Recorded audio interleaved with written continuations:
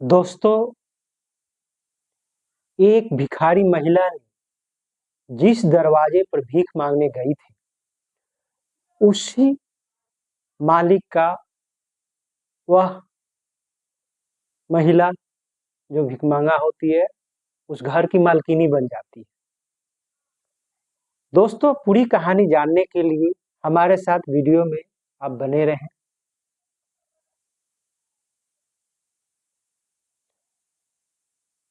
दोस्तों, मेरा नाम बिंदेश्वर ठाकुर हुआ।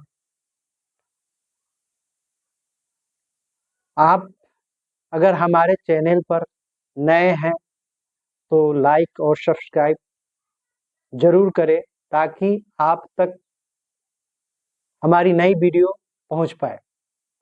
दोस्तों, यह सच्ची घटना बिहार की सासाराम की है। दोस्तों, एक भिखारी महिला जो दिन भर भीख मांगा करती थी और वह महिला का काम प्रतिदिन भीख मांगना था। उस महिला की एक पीछे की कहानी मैं सुनाने जा रहा हूं और फिर इसके बाद जो कहानी हुई उनके बारे में मैं बताऊंगा।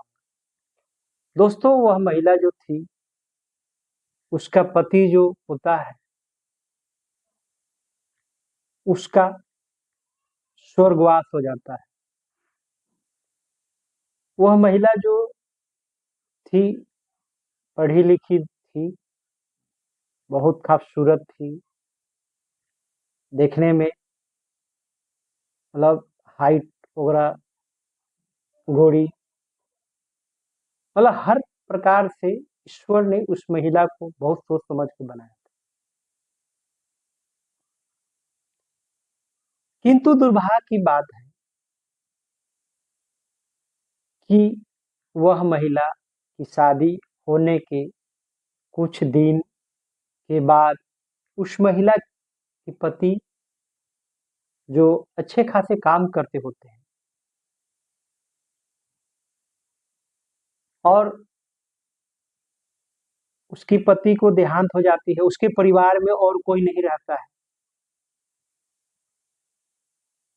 जिसके वजह से वह परेशानी का सामना करना उस महिला को पड़ता है।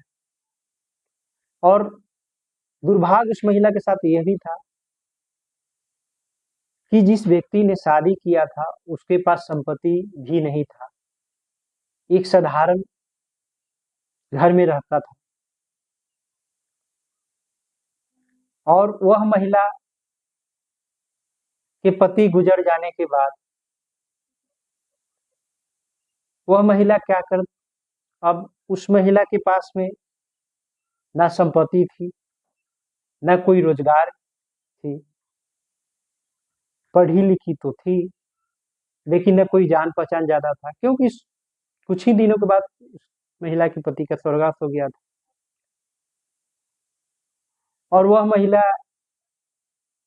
जो शादी करके आई थी, अब अपने परिवार में भी रिटर्न नहीं जा सकती थी क्योंकि वहां पर भी कोई भी नहीं था।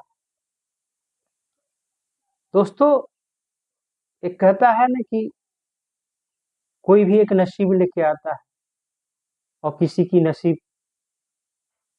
इतनी खराब होती है कि वह पग पर उसको ठेस लगता है। यही कहानी उस महिला के साथ थी। अब पति के स्वर्ग हो वास हो जाने के बाद अब उसकी आय की स्रोत भी बंद हो गई थी, कोई आय नहीं था और नई जगह थी। अब वह क्या करेगी? कुछ दिन जैसे तैसे बीता। अब पापी पेट का सवाल है, कुछ न कुछ करना होगा उसको। फिर वह महिला को किसी ने कुछ अगल बगल का दे दिया करता था लोग, कुछ दिन तो चला और उस महिला को धीरे धीरे यह मानसिकता हो गई कि मांग के खाने में ही ठीक है। और जवान महिला थी, वह जो है अब धीरे धीरे अब भीख मांगना शुरू कर दी। भीख मांगने के लिए भी अब जो भी फटा पुराना कपड़ा था उसको पहन के निकलती थी, एक जो है बर्तन लेके। इस तरह जो है उस महिला को प्रत्येक दिन कुछ न कुछ मिल ही जाता था, और इस तरह उसका दिन कटना शुरू हो गया। दोस्तों,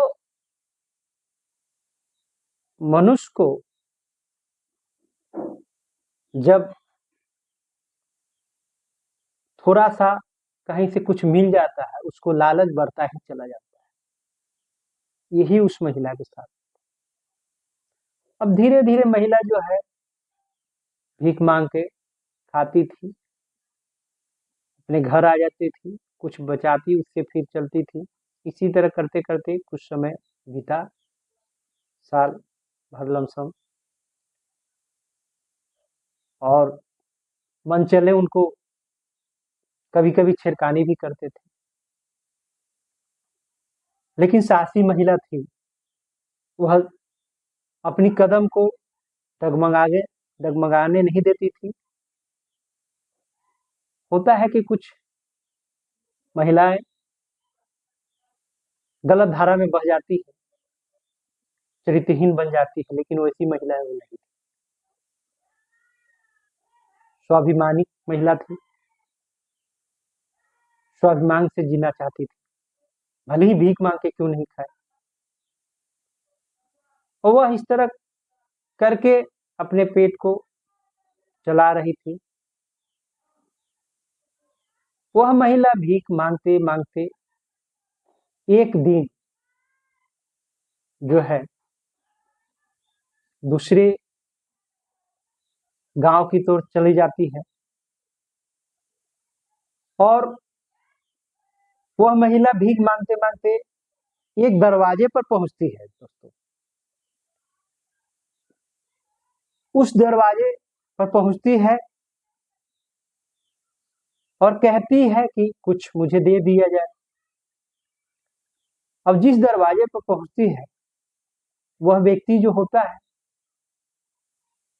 धनी मनी व्यक्ति होता है, लेकिन दुर्भाग्य यह भी है कि उस परिवार में भी कोई नहीं था। धन संपत्ति तो था, वो भी बेचारे जो थे शादीशुदा तो थे ही, किंतु उनकी पत्नी कुछ महीनों पहले स्वर्गवास हो गई थी। वो भी अकेला थे, लेकिन नौजवान लड़का, ज्यादा उम्र नहीं था, यही लमसम 30-31 का उम्र था। लेकिन संपत्ति था उसके पास, घर द्वार अच्छा था, और खेती बाड़ी भी था। और कुछ महीनों पहले जो स्वर्गवास पत्नी की हो गई थी उसका भी कोई बाल बच्चा नहीं था। अब सोच ही रहा था कि चलिए भाई शादी कर लेंगे। लेकिन इस महिला को वह व्यक्ति जब देखा तो उसको लोभ समा दिया, क्योंकि यह बड़ी खूबसूरत थी, जिसकी वजह से भली भीख मांग रही थी और बोलचाल की भाषा भी बहुत नर्म तरीके से, क्योंकि एक शिक्षित थी। अब उस महिला को उस व्यक्ति ने कहता है कि ठीक है, मैं भीख भीख तो तुमको दूंगा, लेकिन मैं एक बात कहना चाहता हूँ, जो तुम भीख मांग के खा रही हो, तुम अपना घर क्यों नहीं बसा लेती? तो वह कहती है कि हमारे पास न पैसा है, न मेरा कोई पीछे में है, माँ बाप या भाई बहन। यह रिश्ता किससे वह करवाने जाएंगे, जो है ही नहीं कोई। इसीलिए मुझे भीख मांग के खाना पड़ता है और मैं भीख मांग के खाती हूँ क्योंकि मेरे पास कोई उपाय ही नहीं। फिर वह व्यक्ति कहता है कि मैं तुम्हें कुछ कहूंगा तो बुरा तो नहीं मानोगे। वह पहले सकसकाती है कि हो सकता है कि कुछ गलत बात कहे। फिर वह व्यक्ति कहता है कि तुम्हें डरने की कोई आवश्यकता नहीं है, मैं तुमसे शादी करना चाहता हूँ कि मेरे परिवार में भी कोई नहीं है। मैं शादी जो किया था, कहता है कि मैंने जो शादी किया था उस पत्नी की स्वर्गवास हो गई है। मैं भी अकेला हूँ, तुम भी अकेली हो। अगर तुम्हारी अगर मर्जी है, तुम चाहती हो तो मैं तुमसे शादी कर सकता हूँ, हम दोनों का परिवार सुखी सैन बिछेगा। ये भी महिला कहती है ठीक है। कुछ देर सोचने के बाद मैं आपसे शादी करूंगी, किंतु मेरे पास तो कुछ है नहीं। तो वह व्यक्ति कहता है कि मैं तो इसीलिए शादी करना चाहता हूँ कि हमारे पास सब संपत्ति है, धन दौलत है, मैं तुम्हें सुखी चैन से रखना चाहूंगा और रखूंगा भी। और तुम शिक्षित भी हो कि जाति कौन सी हो ये भी बताता है कि हम ये जाति है, वो भी बताता है कि ये जाति है। कहता है कि और बहुत बढ़िया है क्योंकि कोई समाज में हंसेंगे भी नहीं। और इस तरह दोनों हंसी खुशी मंदिर में जाके और शादी कर लेते हैं। उस दिन से जो भीख मांगने वाली महिला होती है और जो जिनके दरवाजे पर भीख मांगने गई होती है, वह दिन से अपने गृहस्थी जीवन को बिताना शुरू कर देते हैं। दोस्तों, यह कहानी से किसी को ठेस पहुंचाना या आहत करना के उद्देश्य से नहीं बनाया गया है।